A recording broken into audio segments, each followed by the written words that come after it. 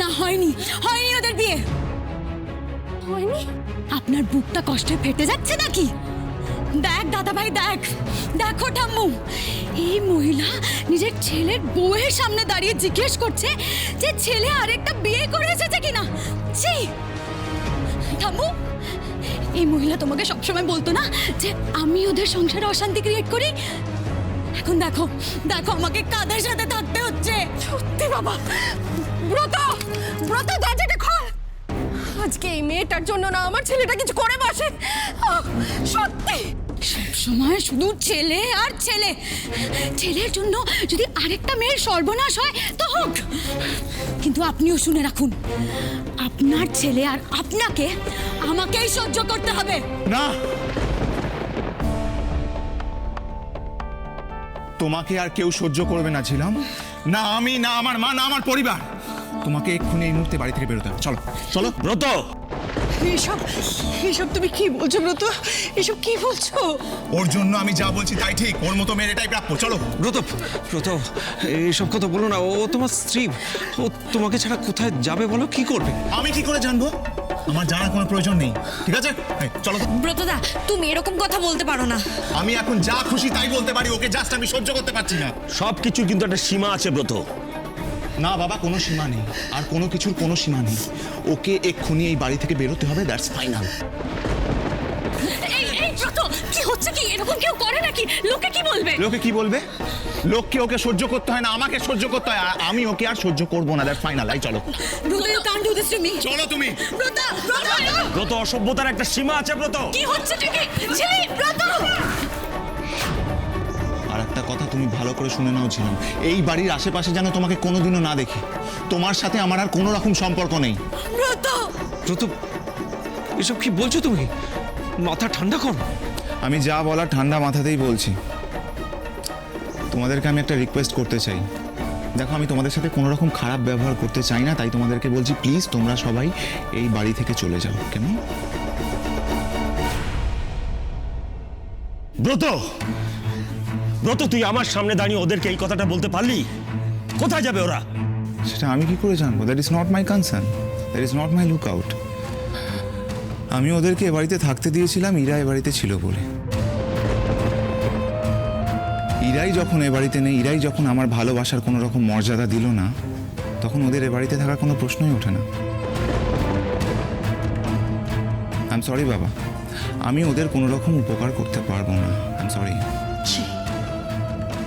ছি ছি ছি ব্রত, তুই যে আমার সন্তান এটা ভাবতে আমার কষ্ট হচ্ছে।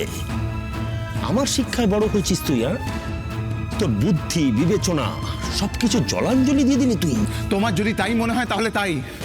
আজকে ওই মেয়েটার জন্য আমার এই অবস্থা হয়েছে, তাই ওর এই শাস্তি প্রাপ্য, বুঝেছো? বাহ, চমৎকার।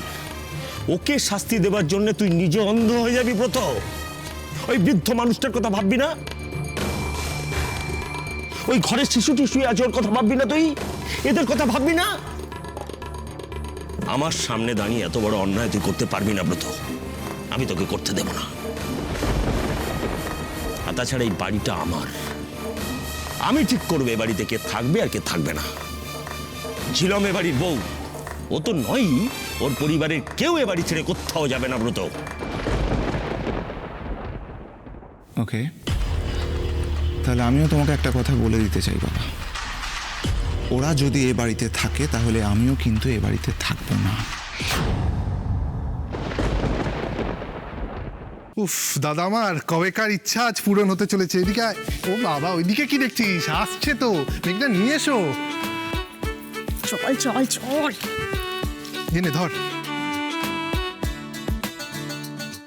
ইরাবতী নাও। এবার মালাটা বদল করে নিন, সময় তো চলে যাচ্ছে। হ্যাঁ, সময় নষ্ট করা যাবে না, প্লিজ শুরু কর মালা পড়া। তাহলে আমি এই মুহূর্তে এই বাড়ি ছেড়ে চলে যাচ্ছি, কেমন? ব্রত, ব্রত, ব্রত, তুই কোথায়? কি হলো? তুমি দাঁড়িয়ে কি দেখছো? ছেলেটা চলে যাচ্ছে বাড়ি থেকে। তুমি কেমন বাবা? নীলিমা, শুধু বাবা হয়েছি বলে সমস্ত অন্যায়গুলোকে আমার সহ্য করতে হবে?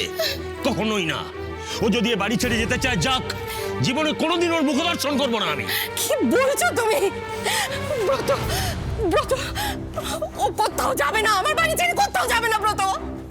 ব্রত, যাবি না তুই, তুই মাকে ছেড়ে চলে যাবি ব্রত। আমাকে ছাড়ো মা। না আমি কাকু, কাকু তুমি আমাদের জন্য অনেক করেছো,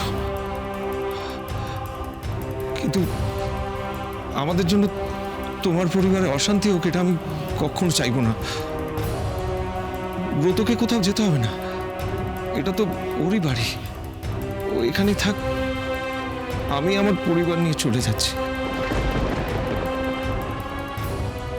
এটা তুমি কি বলছো শতদ্র? শতদ্র, এটা ব্রতর বাড়ি নয়, এটা আমার বাড়ি।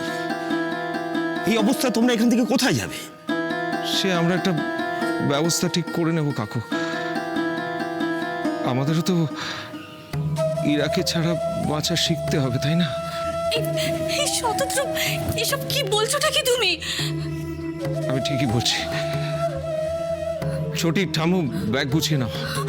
না না না, আমরা এখন যাবোটা কোথায়? হ্যাঁ, কোথায় যাবো আমরা? পিয়ালি, যাও ডাম্পুকে নিয়ে এসো।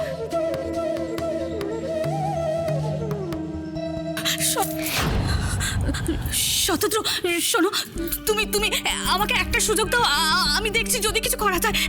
এক মিনিট সময় দাও আমাকে।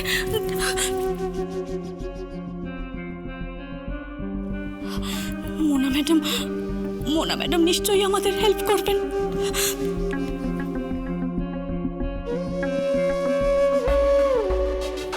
ফোনটা তো ধরছেনই না। বাবা, আমরা এখন কোথায় যাব? মাম্মা, আমরা এখন কোথায় যাব?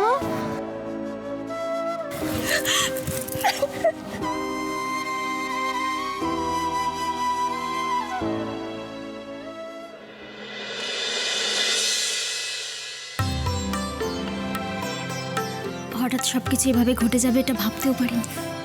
ওদের দেখা হওয়াটাও হঠাৎই হয়েছিল, আর বিয়েটাও দেখো তেমনই হচ্ছে। তবে যা হচ্ছে ভালো হচ্ছে। মামুর কথাই ঠিক, জানো তো, ভগবান ওদের দুজনকে দুজনের জন্যই বানিয়েছে। দেখো, আজ বিয়েটাও হচ্ছে মন্দিরে।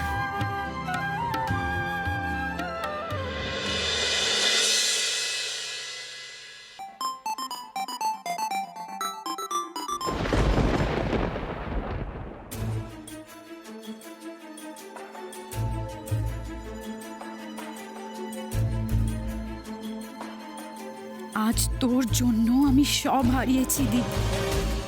আমাকে রাস্তায় এনে দাঁড় করিয়েছিস তুই। আমি তোকে ছাড়বো না, আমি প্রমিস করছি। আজ থেকে আমার জীবনের একটাই লক্ষ্য, তোর জীবনের সব আনন্দ, সব সুখ কেড়ে নেওয়া। কিছুতেই আমি তোকে সুখী হতে দেব না দি, কিছুতেই না।